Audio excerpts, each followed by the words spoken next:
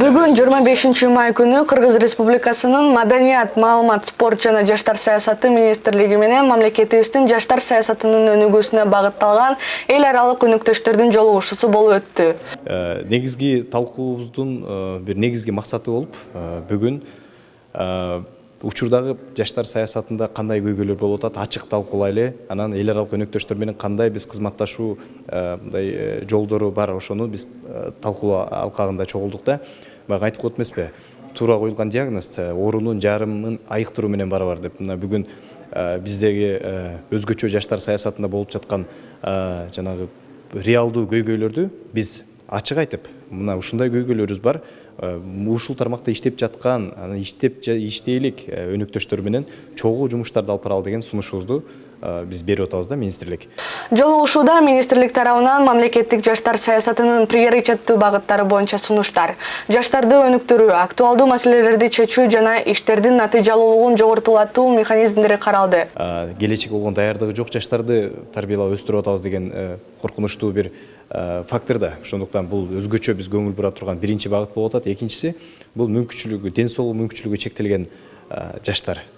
Биз коомдо көрбөйбүз, коомчулук жайларда эшикте көрө албай атабыз.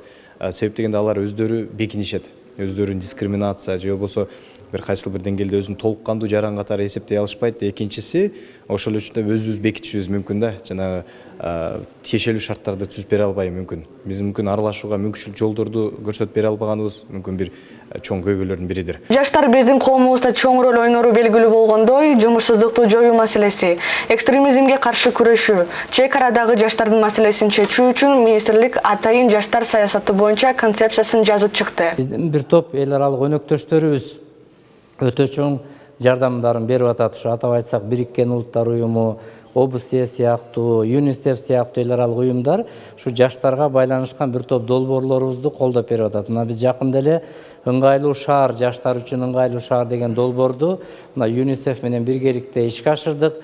Бул ушу жаштарга кам көргөн, шарт түзгөн шаарларга стимул берип атат да.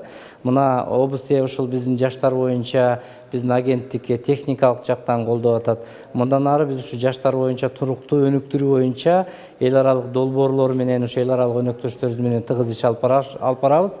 Ошон үчүн бүгүн ушул эл аралык биздин өнөктөштөрүбүздүн өкүлдөрү менен жолугушуп, ушу концепцияны талкуулап, жаштар саясатынын мындан ары ишин алгылыктуу, жеткиликтүү жүргүзүү максатында пикир алыштык. Айпери Эрнисова, Өмүрбек Саматов, Сокол медиа порталы.